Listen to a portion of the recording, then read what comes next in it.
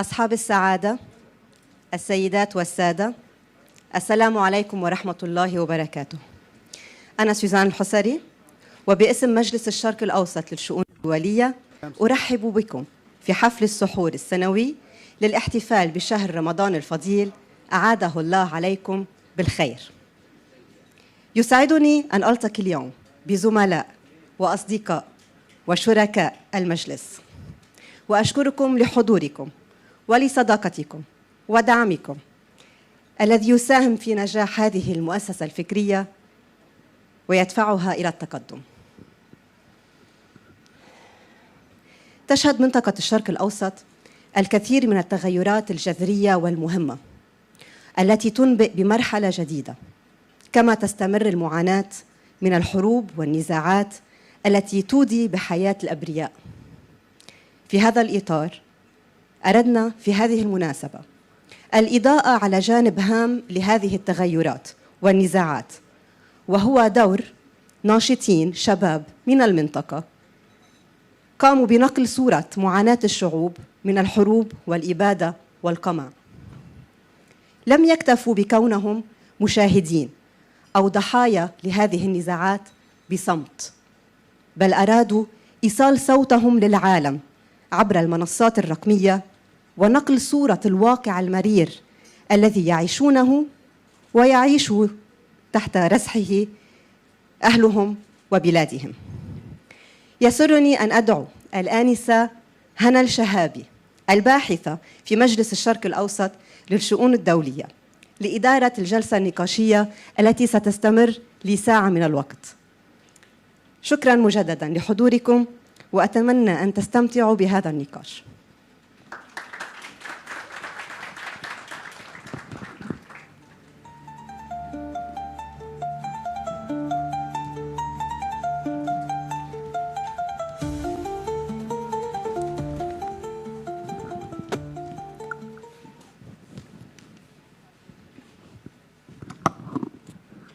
Good evening, everyone.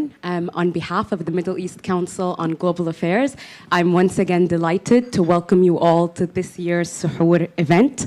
My name is Hana Shihabi, and I'm a research assistant at the Middle East Council, and I'll also be your moderator for this evening's panel. Today's discussion is titled From Streets to Screens: How MENA Youth Are Transforming Activism.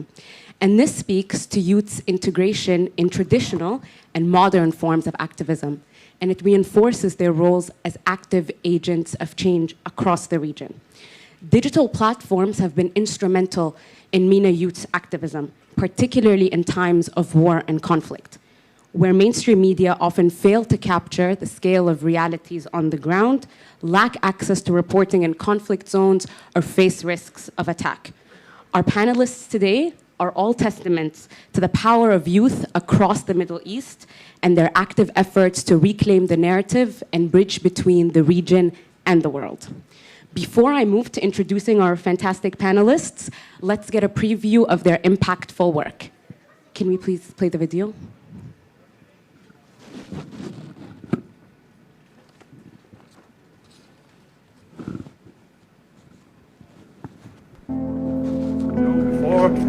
So I'm trying to show it with my phone, with my camera, but I'm not able to show how massive this destruction. So as you can see, this is the famous Syrian families are here from all over Syria to bring awareness. This is the last time.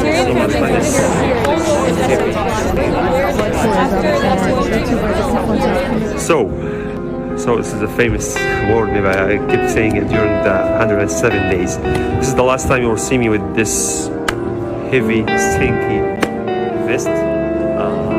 I decided. Currently, we're in Janderis, the city that is completely destroyed on the ground, and we just talked to all the locals that have somehow survived this devastating earthquake. النار عليهم. قوات الاحتلال بعدها موجودة ببعض الأحياء وعلى أطراف حولها. أول شيء عملوه الأهالي لما دخلوا إلى البلدة اللي تغيرت. What we provide for them actually is a lentil stew, but we fortify it with peanuts. The reason why we do that is because Sudan is a major peanut producer, so the peanuts are quite cheap.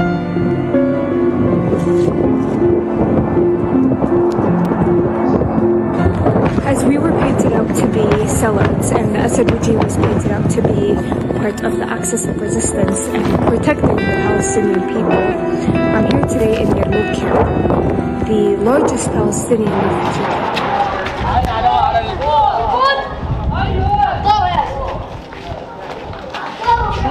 حسب وزارة الصحة في 8 شهداء من بينهم طفل عمره 10 سنين انفجر جهاز ببيته إسرائيل فجر قوات الاحتلال بعدها موجود بعدها.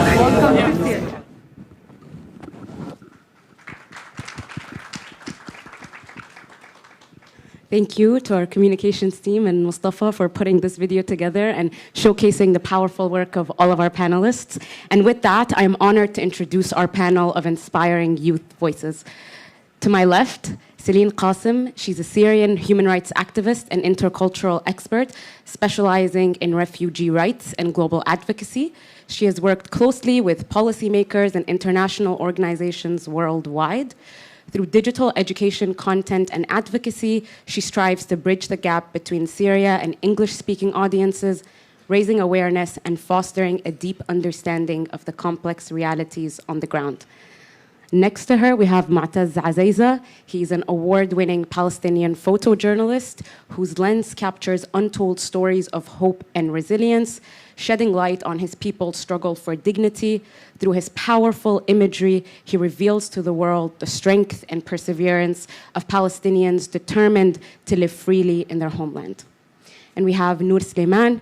She's a Lebanese journalist, writer, and content creator. She has worked with various media outlets and organizations specializing in human rights, freedom of expression, and covering political and social issues.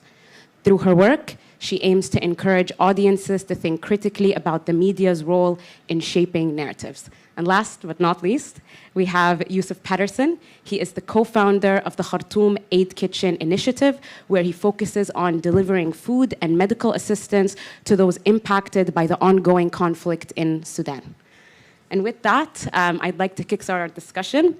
For starters, I want to talk about the role of digital platforms in all of your activism. So they've played a key role across all of your efforts. And so I want to ask you all, how has your activism been shaped and impacted by your experiences covering conflicts?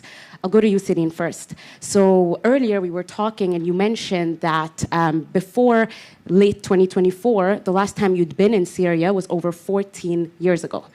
So this is monumental for you. And so as you follow the transition in Syria, what does it mean to cover such a historic moment online? And how is it shaping your activism? Amazing. Thank you guys so much for this. And for first and foremost, giving space for youth to talk and to bring our stories to light. Yes, I was in Damascus 6 days after December 8th. And that was a dream come true for all of us, all around the world, all the Syrian immigrants and refugees that you see in the millions all over the world that fled absolute, the reality was that we had to flee and then became the world's biggest problem. But the reality is that Syria is, to a certain degree, complicated. And that's why these online spaces and online realities is our right to have to do this and to show the entire world what was happening. And I thought that there was a little bit of a vacuum in English, which is why, as diaspora, I was able to cover from the outside. But today, being able to go and to see these things that we've worked on for years and years, like the mass graves that we discovered from satellite images, to go and to see them, to see the bones, to see the prisons and the security branches that people were tortured to death in the masses and the thousands, and get that out to the world, because people always said that, okay, we didn't know, or Syria is complicated, so we're not going to stand on the right side. I know that it's complicated, and I know that sometimes things can look so scary, and there's this guy and this guy and this guy, and it's so high. But the reality is that it's very clear who was the perpetrator and how our revolution started with roses and with people carrying water bottles, and then were met with bullets. And then that lasted in the 14-year endless crisis of relentless bombardment, torture, displacement, that got us to where we are today. Best being there and seeing people were a word that my dad kept using when we were there together. People were literally drunk off the feeling of victory. You know, people were dancing in the streets and screaming in the streets, and mothers were looking for their loved ones. I mean, we have over 130 forcibly disappeared that we know nothing about, that were disappeared in Assad's prisons. And today, that those prisons are emptied. So there's that reality as well. And being able to stand and have the freedom to be in Saht al-Marja in this video and speak about these things after the 14-year endless, there was no freedom of people. There was this story that I heard the day after the Assad regime fell. People were in line for bread. And in Syria, you could disappear forever if you had said the word dollar, because this means that you're a foreign agent. So the day that the Assad regime fell, people were in line to get bread, and this lady, no one was comprehending what happened, and everything happened so fast. This lady started screaming dollar, and then everyone in line with her started screaming dollar, dollar, dollar. And the thing is that people don't realize the psychological impact that the past 14 years or 50 years under the I think the worst dictatorship in modern history, at least, what it's done to our subconscious, to our psyche, and these things that we're seeing today happen is a part of that and is a product of those 50 years. And having this digital space to just open your phone and to be public to the whole entire world, and for the people to be able to see what was happening, is a privilege. And I think that we all, as this generation, have this responsibility to talk about what our people go through, and bring light and awareness to what that is, and how it impacts, even if you're outside, and even if you got your citizenship and you got you go to school and all of this, but these are your people, these are your families, and they lived this, and now it's our responsibility to talk about that, because all these years you were scared and you had family back home and this and that. Today is a way to move forward and to bring awareness and to document and to live all of that pain and suffering and injustice that we went through. We are in an endless mourning today after these 14 years of the extreme killing that happened. And I think that we should be doing this today and talking about what has happened. Thank you for sharing, Celine. And I'll go to you, Mu'taz. Celine touched on a really interesting point, right? Like, before being in Syria, she was documenting what was happening from abroad, but then she was able to access Syria and see everything she'd been documenting prior to gaining that access. For you, you're no longer in Gaza, but you're still a leading voice that's documenting the devastating events taking place across Palestine. And so how has that shift transformed your activism? How has it impacted your ability to convey the messaging you previously did? We'd love to hear from you. Thank you. Hello, everyone. Thank you for having me. And yeah, as you said, I used to be on the ground, on the field, and this is what I more prefer, because I used to capture the beauty. I don't like to capture the destruction, because this is not the first time that a war or like aggression happened in Gaza. So whenever something happened, I just take my camera, go and document.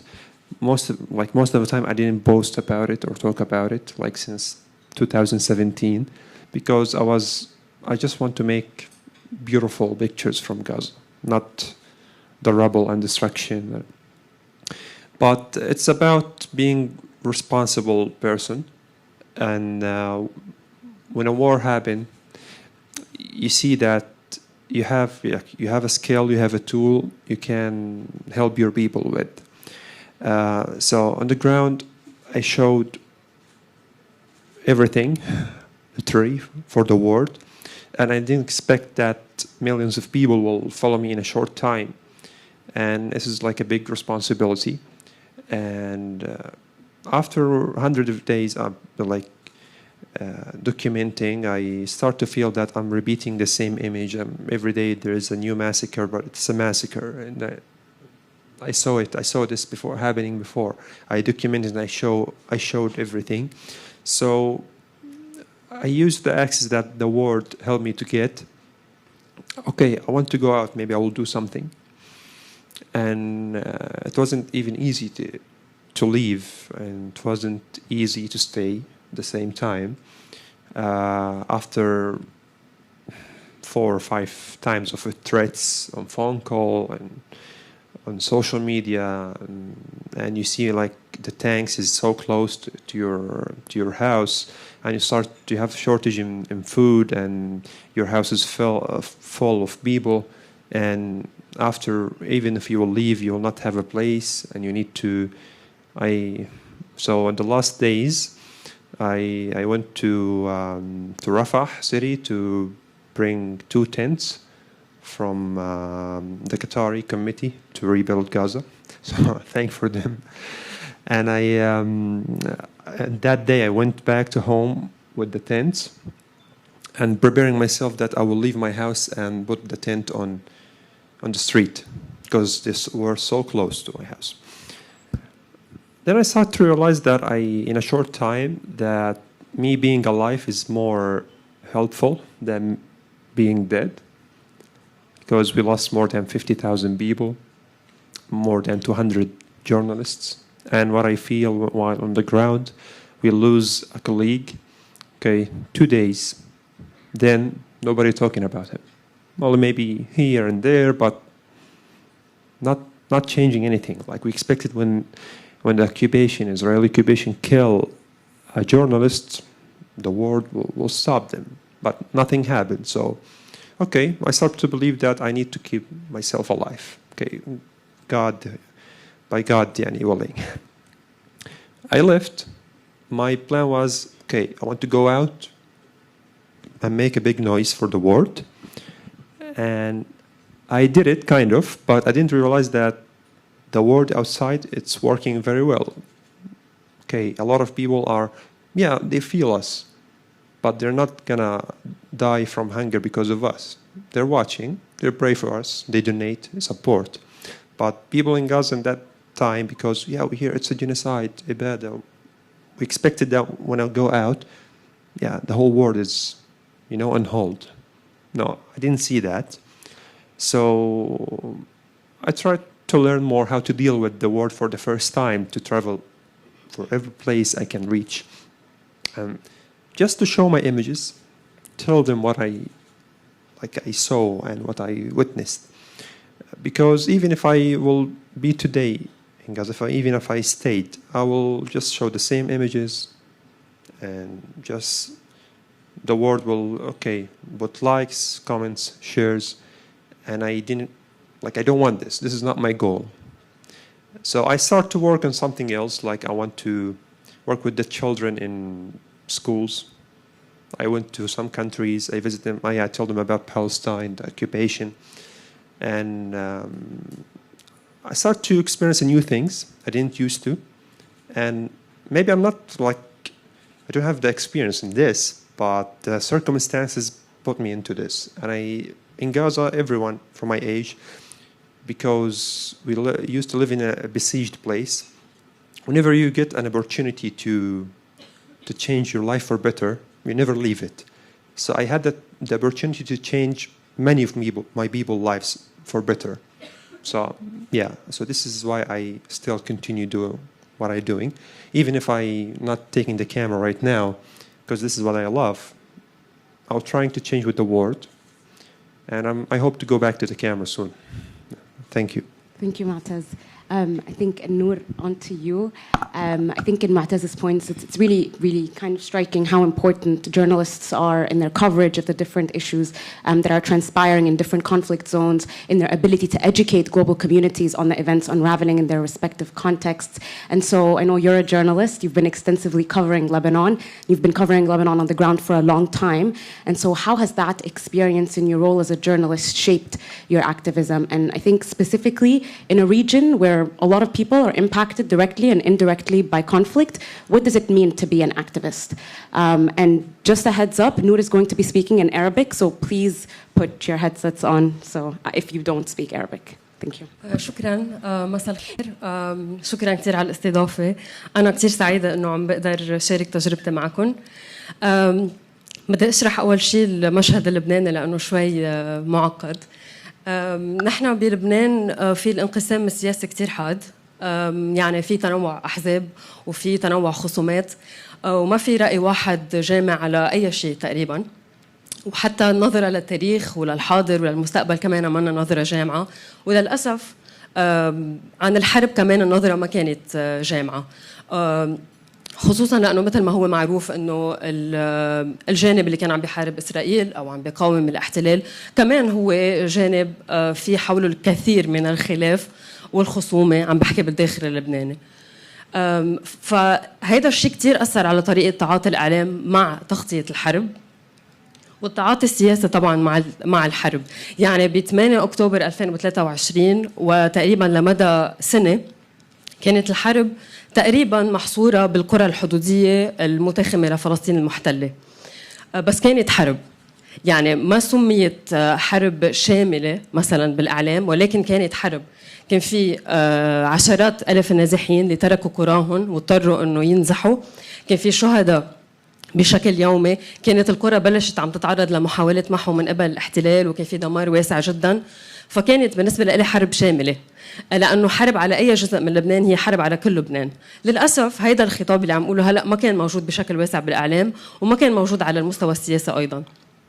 فهون حسيت بهيدا الحاجة لحتى يكون في أصوات عم بتقول هيدا الخطاب، خطاب جامع، خطاب بيقول أنه لازم نحط كل الخصوم السياسية على جنب خلال الحرب، لأن حرب عم تحصل بسياق إبادة، يعني مش حرب مفصولة عن اللي عم بيصير كان بفلسطين، لأنه مشروع الاحتلال هو مشروع واحد بفلسطين وبلبنان، هو مشروع إبادة، مشروع محو، مشروع اقتلاع الأشخاص من أرضهم ومحو تاريخهم وإزالة كل السياق التاريخي ليقول أنه التاريخ ببلش مع الاحتلال.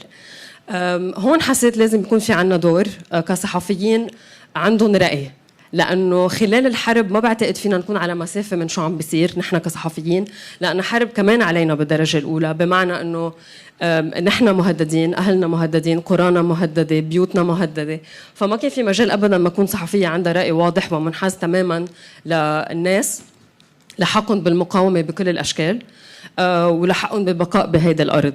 فلأنه ما لقيت مساحة لحتى أعبر عن هذا الخطاب الجامع اللي بيدعي كل الأشخاص لحتى يعتبروا أنه حرب على أي جزء من لبنان هي حرب على كل لبنان، وأنه ما فينا نقول مثلا للجنوبيين أنه منا حرب شاملة لأنه ما بطالنا كلنا، وما فينا ما نغطي أخبارهم ومعاناتهم وتعرضهم لهالاعتداءات، لأنه هذا بيعطيهم رسالة أنه هن أقل أهمية أو معاناتهم مش مهمة أو اللي عم يتعرضوا له ما حدا شايفه.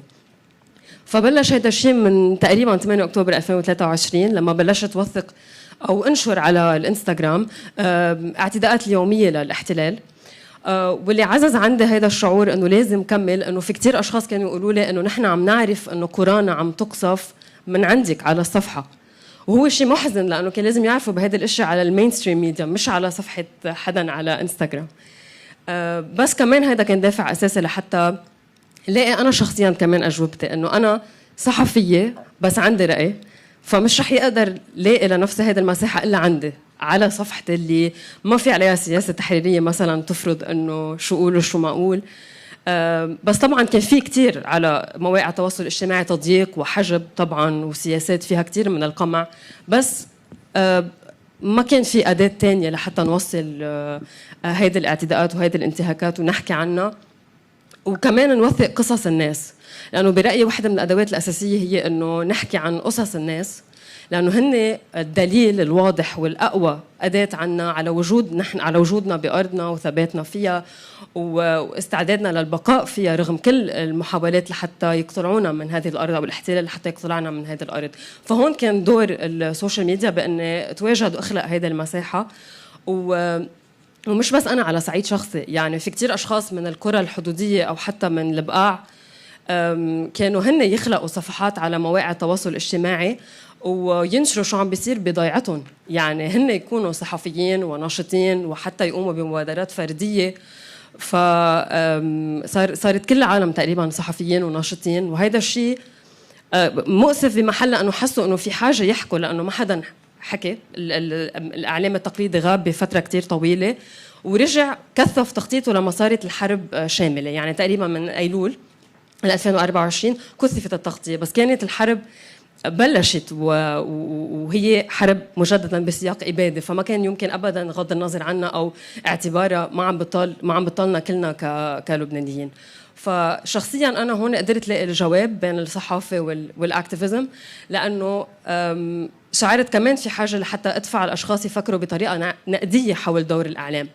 وهون لما الصحفي بيكون عم بيجرب من خلال خطابه يدفع الاشخاص للتفكير بطريقه نقديه، بعتقد كمان صار اكثر عم بيقرب لنوع من انواع النشاط السياسي.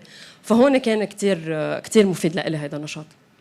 Perfect. And I'll ask you a very quick follow-up question. Since you've started documenting your experiences, do you think there's been any change in mainstream media's coverage? Has it picked up on reporting these underreported stories? Has it shifted the tide? Maybe did you sense that there have been any changes there since there's been like a surge in activism from youth across Lebanon?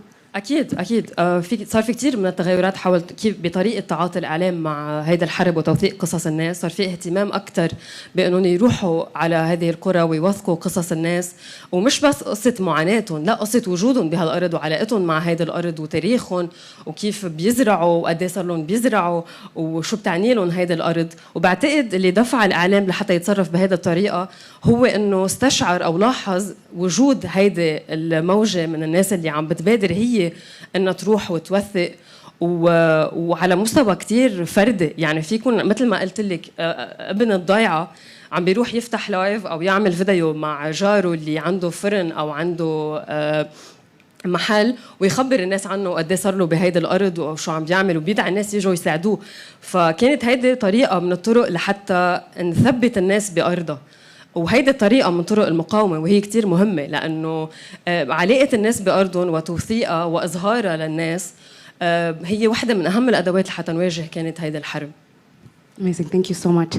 And Yusuf, I'll go to you. You have a really interesting experience. So I think community is a big part of actively pushing for change, building on these efforts, sustaining them. And so you're the co-founder of the Khartoum Aid Kitchen Initiative. Can you tell us about how that initiative came to be, how your activism was kind of propelled by it, and can you talk us through that initiative and your work on it? Okay, so first of all, personally, I wasn't really involved in any social media activism prior to the outbreak of the war. You know, probably 0 followers. When the war broke out, I found that social media was a great place to find out about what's happening in Sudan. You have live coverage of what's happening from people on the ground. And that's something that you don't see so much in the mainstream media.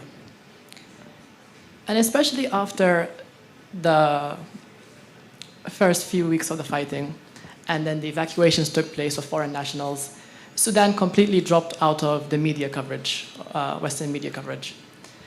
And for me, this was quite shocking because I would be seeing what people are saying on social media, people on the ground, and then see what's being said in the Western media, and there's nothing in the Western media.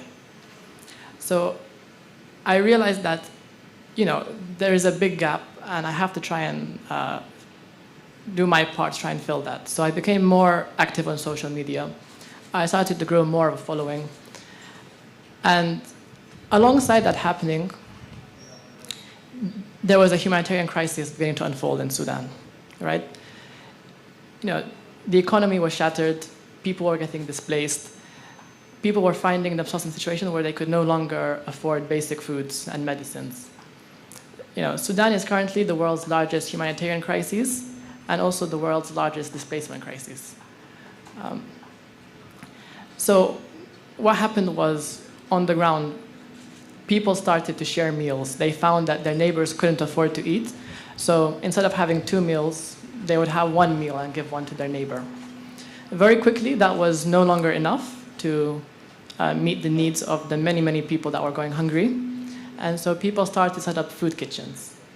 And the idea of this is that a food kitchen is a place where people could come who are not able to afford to eat and get a meal. And this itself, it draws a lot of its inspiration from a Sudanese tradition of nifir, which is a social call for mobilization to, you know, engage in some work.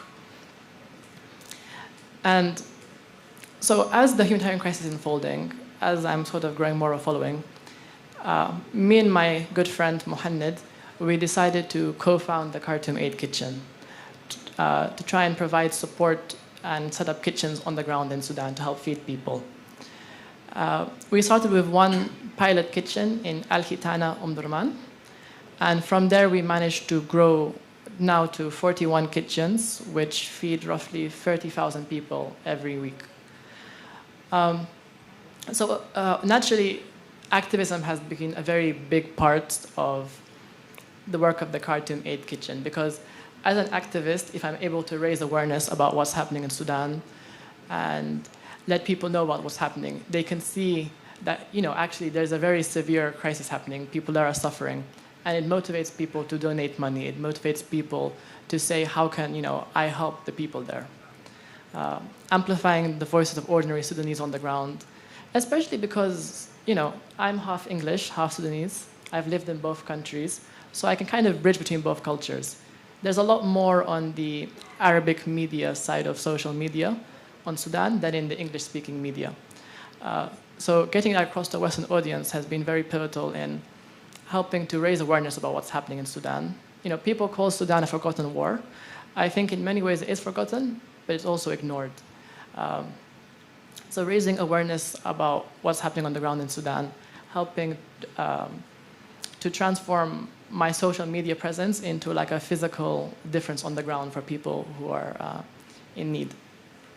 Perfect. And were you in Sudan when you first set up the initiative? No, I live in the diaspora in London. Okay. So how did that come about? How did you manage to set it up alongside your co-founder whilst being in London? So my friend Mohammed, his cousin is on the ground, and so we reached out to him in Hitana for the first kitchen. And from there, from those small team on the ground, we communicate with them to help keep it running. That's really powerful. Thank you so much. So we'll go for a second round of questions. I want to look at things a little bit more big picture. So I think, as all of which you guys were saying speaks to, the region is witnessing transformational shifts. There are opportunities in some cases, challenges in others. And so, for instance, in Sudan, Yusuf, you mentioned the largest humanitarian and displacement crisis in the world. In Lebanon, we've seen the institution of a new government after 2 years of a caretaker government. In Gaza, an uncertain future. It's unclear whether the second phase of the ceasefire will be implemented. And in Syria, we saw the fall of the Assad regime after 54 years of being in power. And so I want to ask you all, how do you view your roles in these shifts? And how can youth play a role in shaping the future of the region at large? And I'll start with you, Yusuf. Okay, so if we evaluate the performance of Sudan's political elites since independence, it's not been a very good track record. To put it bluntly, they failed. They failed to provide security and stability for their people. They failed to meet the aspirations of ordinary Sudanese. And we're now in a situation as a country where we're facing the world's largest humanitarian crisis, largest displacement crisis. Our country's sovereignty is being violated. And I can go on forever, but you get the idea. I think the youth have the opportunity in Sudan to break away from the dynamics of the past, break away from the way politics has been done previously, and chart a new future for political engagement that is centered around what is best for the country and what is best for the people. And the Khartoum Aid Kitchen, we're not a political organization. We provide aid in that sense, but it's focused on helping ordinary Sudanese. And that's something that the politicians in Sudan, generally speaking, of all the various political parties, they don't really, they don't really think about. They only think about the people when they need to mobilize people for their own, political goals. In the future, at the Khartoum Aid Kitchen, we're looking to do more work that's not so much about running food kitchens, but also to do with helping rural communities. So we have some work that we're planning for after the war is over, a pilot project we're planning in Kabushia, but that's for later. In terms of the actual conflict in Sudan, I think the conflict is sort of, it's not intensifying, but it's sort of shifting in that I think that when the war first started, I think the goal of the RSF was to take control of Sudan. But now I think they have sort of moved away from that slightly towards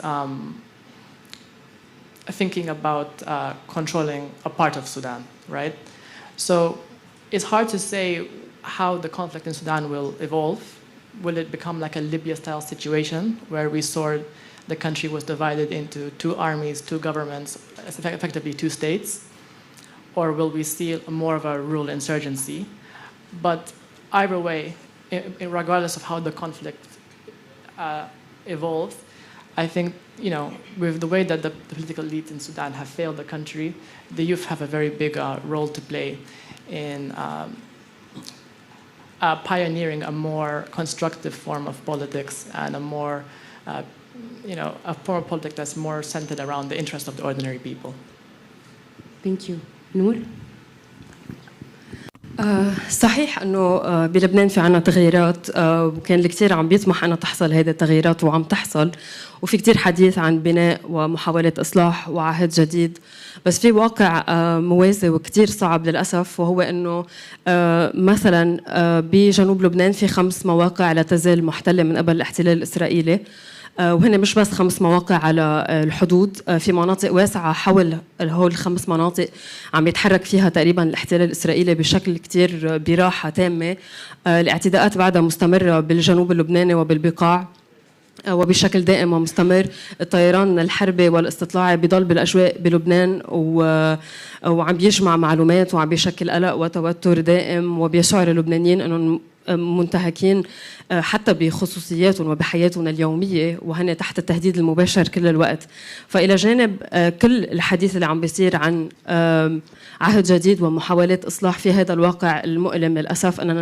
لا نزال نعيش تحت احتلال وأنا برأيي ما فينا نكون عم نطمح أو عم نطلع لمستقبل جديد طالما هذا الواقع بعده موجود وجزء كتير كبير من الشعب اللبناني عم يتعرض لهذه الاعتداءات بشكل يومي لأنه هذا الجزء من الشعب اللبناني لازم يكون كمان جزء من عجلة هذا التغيير والإصلاح وبالتالي لما يكون تحت الاحتلال مش رح يقدر يكون عم بيشارك بهذه التغييرات دور الشباب برأيي هلأ هو الاستمرار بتوثيق هذه الانتهاكات والإضاءة عليها بحال غاب الإعلام عنها أو التهى بأمور أخرى أبناء هذه القرى من صحفيين ونشطاء لازم يضلون موجودين وعم بيوثقوا هذه الانتهاكات لحين تنتهي أو تتوقف دور الشباب أيضاً على مواقع التواصل الاجتماعي وخارجها أنهم يتحاوروا مع بعض يحكوا أكثر بعيداً عن كل الخصومات للبحث بطرق لمحاربة هذا الاحتلال وصولاً للبحث بطرق بكيف يمكن الإصلاح والتغيير وبناء مستقبل أفضل لكل اللبنانيين لأنه لا يمكن بناء مستقبل أفضل لكل اللبنانيين وفي جزء منهم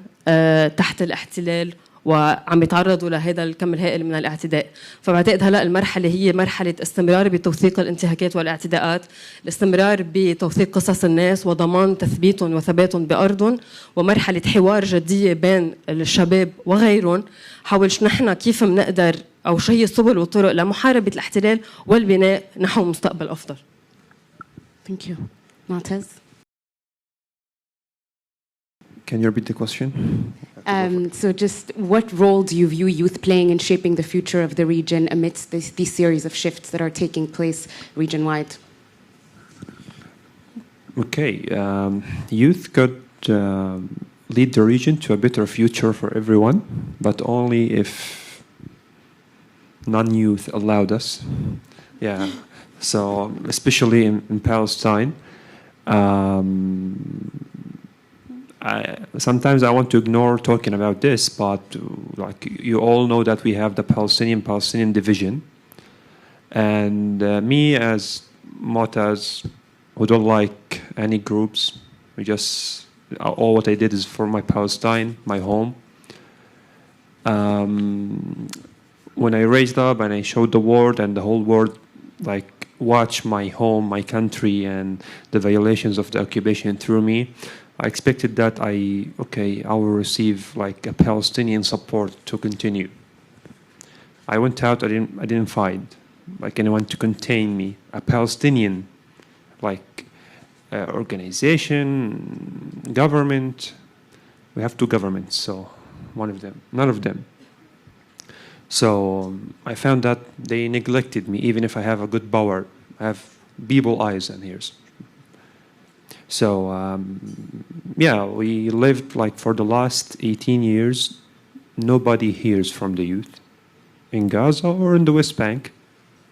And the world just like to watch us throwing stones or opening fire on the Israeli occupation, being killed. And you're a hero, but for a future, real future for us, even the leaders, and we have a problem now with the Palestinian leadership. We need like a new generation from leadership so we can continue. So we can change, we can do, we can affect, we can make a good life for Palestinians. And from my experience, all the experience that I lived through the last 2 years, the most effective Palestinian on occupation is the only Palestinian that he's doing what he's doing for Palestine, not for my group, not for my organization. Like, I saw that I'm not following with anyone. Yeah, I harmed the occupation very well. Like, when I go to any country, especially Europe, the moment I arrive, the Israeli embassy in this country releases a press release that he's a terrorist, he's blah, blah, blah, blah, don't receive him, don't welcome him. And when I win a prize, they keep calling in the parliament, withdraw the prize from him, he's a terrorist. Even if just was open eyes for the world. Even after they killed 25 of my relatives and 16 of my friends, and just I had my camera as a weapon, it harmed him a lot, yeah, just to show the world. And even when they used to threaten me with the phone calls, they didn't threaten me, yeah, if you didn't stop, we will kill you. No. Okay, you have a nice work, but what about doing something, blah, blah, blah, blah. Well, we want to help your people through you, and like this. So yeah, I did a lot of damage on the occupation and changed the narrative, not only me and the other journalists. But we didn't find any appreciation from the Palestinian side itself. And as she mentioned, we have a lot of conflicts also, like in the Palestinian community. Yeah. So this will happen when we're expecting after just the ceasefire complete and the world, especially like the Arab countries, they are really united now for making a good future for Gaza. And they're calling for the two-state solution, even if it's not like what Palestinians wish. But yeah, there is a hope, but we need like a new government, one government, not two governments. Yeah, not two. I don't know how they do it. And we could lead. Just every place should be just for Palestine. Every ministry should just work for Palestine, not for their own things. Not just like because I have organization, I follow this group of whatever. We will never succeed if you are not united. And really, if you want to lose yourself, try to reunite people, especially in Palestine, especially in Arab countries. You'll lose you'll lose your life. Because it's not an easy thing. And I try to do it, but nobody listens to it, nobody likes it. Anyone, I don't know why. This is the problem. Yeah. So, and even when I meet any Arab leader or politician, and he's trying to help Palestinians, or what I ask him is, or tell him, God help you for that. And thank him, that's it. So yeah, we can lead. Thank you so much. And I think it's interesting that both Noor and Mu'taz touch on the issues, and maybe even Yusuf alludes to them briefly, with internal tensions, conflicts, rivalries, and how that ends up impeding progress. But I think there's maybe some insights to be shared on what's going on in Syria right now and the opportunities there is for maybe some prospective reconciliation amongst rivaling groups and how that can shape the future of Syria and maybe the Arab world. Celine, I'd love to hear from you. So the most controversial is left to me. Yay. So obviously, and I'm going to say this again, I mean, the reality of what we were left in to build a state from is destroyed in all aspects. Corruption was a part of every single مؤسسة in our country, in every single aspect of the country. So starting off from absolute below zero is difficult. And also starting off from the bathification of our brains, this is something I'm writing my thesis on, but how people, civilians, the population was forced to be scared, was forced to hate each other. The Assad regime was sectarian, whether we like it or not, and whether we recognize it or not. And today, all of these things that we're seeing take place, and all of this hate, which is so heartbreaking, because we just want to be able to move forward and to build the country. And I've seen so many initiatives since December up until today of people that just want to build, of people that just want to live. Yani after all these years and after all this pain, people still have hope, and people want to be able to have this ability and this chance. That's what we've seen happen over the past week is very sad and is very controversial. But also we need to understand that, as we're looking in the bigger picture of the region, the fall of the Assad regime did annoy a lot of the players at stake, like Israel and like Iran. So these folks are going to try to, and what we saw happen in the coast was people that were loyal to the Assad regime remnants, we are calling them today, that did initiate this kameen and this trap for security forces that are also younger than me, that are also wanting to today just protect their people and protect their land from these folks that were let go, and they were able to now be a part of the system. So it is complicated, and it is going to take time. And what I keep saying is that we need to debathify our brains.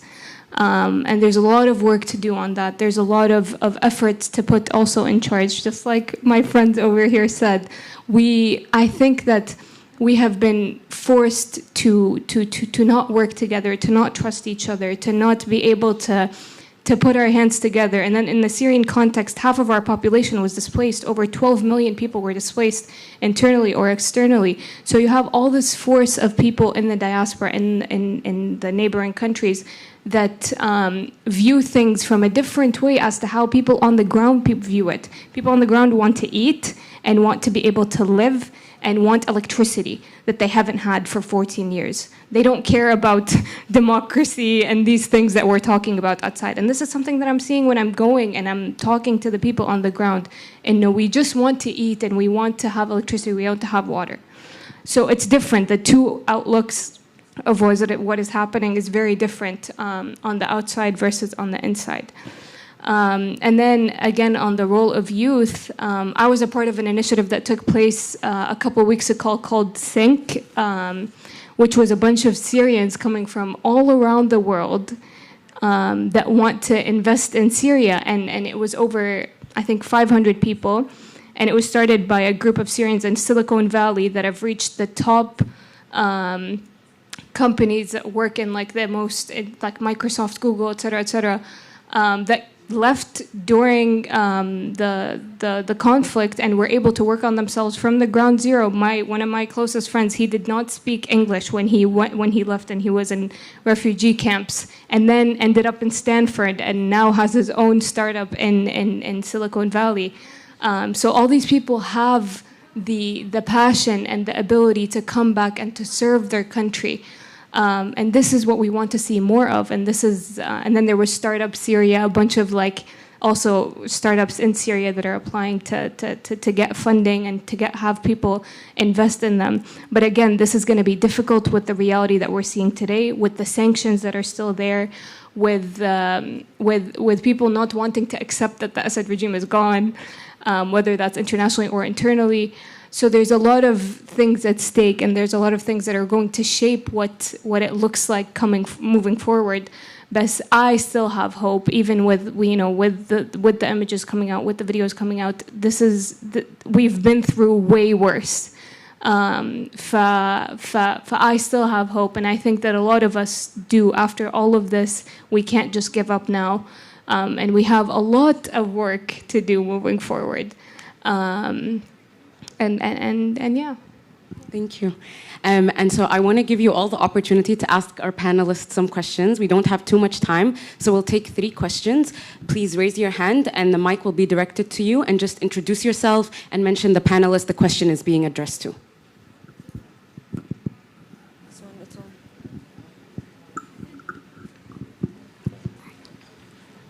Assalamu alaikum. My name is Ghulam Asmal, the ambassador of South Africa. Let me begin by congratulating each of the youth. And if ever you feel despondent, I think you can take comfort in the fact that the youth of South Africa in 1976 rekindled the revolution that led to our freedom. So don't feel despondent. But my question is that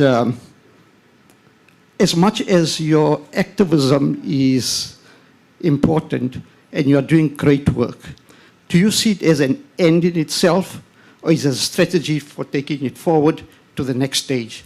And if so, what is that stage? Or do you see it as somebody else's responsibility? Secondly, how do you bridge the generational divide when it comes to your activism? Because the social media that you are using is admittedly important, but confined to a certain class of people. People that are younger, that have access to a device, which is not cheap, that have access to airtime or data. So are you only focused, or is your efforts focused only to a certain semi-elitist sector of community, or does it go down to the working class and the ordinary people? Thank you. I'm sorry, I'm not sure who exactly is going to answer this. I'm sure it's applicable to each and all of them. Thank you. Thank you so much. Can we get another question? Is there anyone else? Rashid? Hello, good morning. Good morning. Good evening. I'm still waking up. So my name is Rashid. I'm a non-resident fellow at the Middle East Council. I'd like to thank His Excellency, the Ambassador of South Africa. These South African analogies always bring some hope to the Middle East. So my question is directed to Celine. You mentioned you're working on a thesis, Bathification of the Mind. So maybe this is a bit premature, but how do you foresee the deep Bathification of the mind in the people of Syria? Thank you. Thank you. And so I'll give you all an opportunity to answer the first questions. Anyone want to respond to the first question first? Okay, I consider myself more as a photojournalist. So answering your question first, yeah, if we didn't find, let's say, a place to contain these efforts, it's gonna disappear one day. One day we will feel bored, or maybe we'll achieve what we were like seeking for. Then we'll like build an organization. If you will build a place, you can save this effort for the future. But if you will keep talking online, one day you will feel bored. You will say that's enough. But also about the people reach, like how we reach this audience or the people by the work on the ground. So the audience that followed us because he's interested about what he saw and the cause and the people lives and the work we are doing. So they followed us too, because they are interested. At the same time, after you reach a lot of people, then okay, this is like an idea of me. I want to work on, let's say, younger generations who don't have social media and their parents doesn't allow them to go to social media to see this. Because me personally, what I cover, it's a genocide. So a lot of the graphics in my content. So maybe a young boy, a young girl, their parents will not allow her to see this. So, but explaining to them what is happening by a different way, showing them that for myself there's like a Palestinian people who want to live in peace in their homeland, and they're fighting occupation, trying to get the next generation to be in your side, not just to lose them. This is the thing that I would like to work on it. exactly like what I've been doing for the last year is, to change the narrative from maybe know nothing to know something, or for being on the wrong side to be on the right side, to have the full information.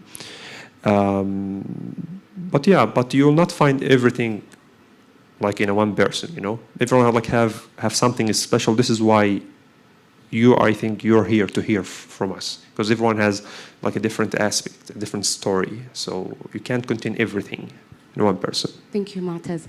We're short on time, unfortunately, so I'll give you a minute, Celine, to respond to the question that was directed to you.